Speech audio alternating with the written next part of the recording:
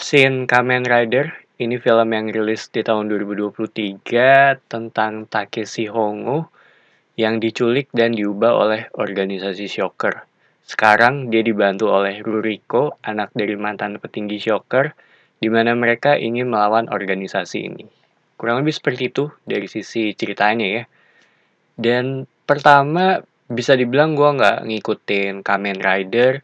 Gue cuma tahu ini film yang akan rilis di tahun ini karena salah satu yang gue tunggu juga cukup menarik sih sebenarnya gitu. Ditambah Black Sun kemarin tuh menurut gue bagus. Dan secara cerita ya gue cuma tahu berdasarkan dari sinopsis yang gue baca aja. Jadi bisa dibilang ya gue bener-bener fresh sih. Untuk nonton film ini gue nggak ada pembanding dari film sebelumnya juga gitu. Dimana setelah gue selesai nonton ya, menurut gue ini terhitung film yang lumayan oke. Gue suka dengan openingnya, dimana ini langsung masuk ke sisi action ya. Ada sedikit unsur horornya juga di bagian awal, itu yang gue rasain sih. Dan yang gue suka juga mereka terhitung gak bertele-tele di sepanjang film.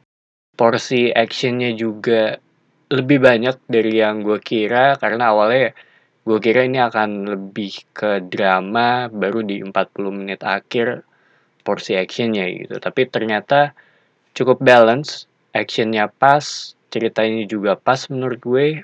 Dan kalau ngomongin dari sisi ceritanya, karena gue sendiri nggak ngikutin versi originalnya ya, jadi gue nggak bisa ngebandingin.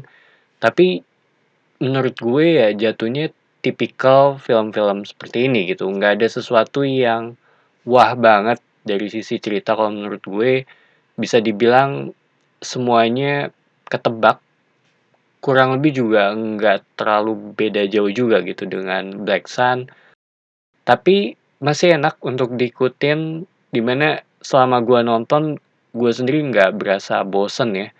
Mungkin karena sisi ceritanya tuh terus berjalan dan ini juga alurnya enak banget untuk diikutin dari sini ke sininya, dari situ ke situnya, terus berlanjut juga gitu dan plotnya juga nggak bercabang, itu yang gue suka dari film ini.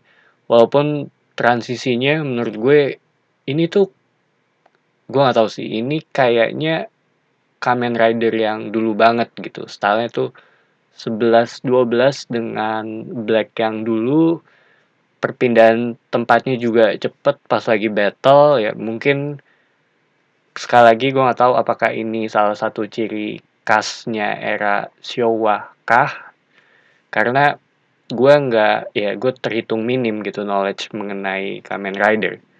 Secara CGI ya gue nggak bisa ngebandingin sih dengan apa yang ada di barat ya, kayak Marvel, DC dan lainnya gitu, karena buat gue sendiri ya beda banget. Cuma ada beberapa bagian yang menurut gue iya ini kelihatan bohongan, dan gak sedikit juga. Tapi balik lagi buat gue sendiri sih ya ini bukan masalah gitu, karena sebelum nonton ya gue tahu ini akan kurang lebih seperti ini. Terus gue juga suka ketika mereka menggunakan kelebihan dari monster sebelumnya untuk digunakan ngelawan monster selanjutnya gitu. Dan ada beberapa bagian di mana si Takeshi ini sempat kabur ketika ngelawan musuh dan nanti baru balik lagi gitu untuk ngelawan mereka. Ada beberapa shot bagus juga dan permainan warna ya yang menurut gue itu agak poetik. Yang gue inget tuh di bagian bagian dengan shawl-nya, bisa dibilang gue suka sih secara sisi estetiknya ya untuk film ini, walaupun di beberapa bagian gitu, bukan semuanya. Dari sisi gore ya buat gue ini terhitung aman sih, karena yang ditampilin cuma darah doang. Dan ya ada satu bagian dengan kaki sih, agak-agak ngingetin gue dengan Black Sun juga gitu. Sama kayaknya tuh di bagian akhir banget di credit title tuh ada lagu versi klasiknya ya. Paling itu aja sih dari sisi film kalau menurut gue. Dan pas gue nonton juga ini tuh film yang lumayan rame. Jadi begitu begitu selesai nonton gue jadi pengen beli SAF ya gitu kan.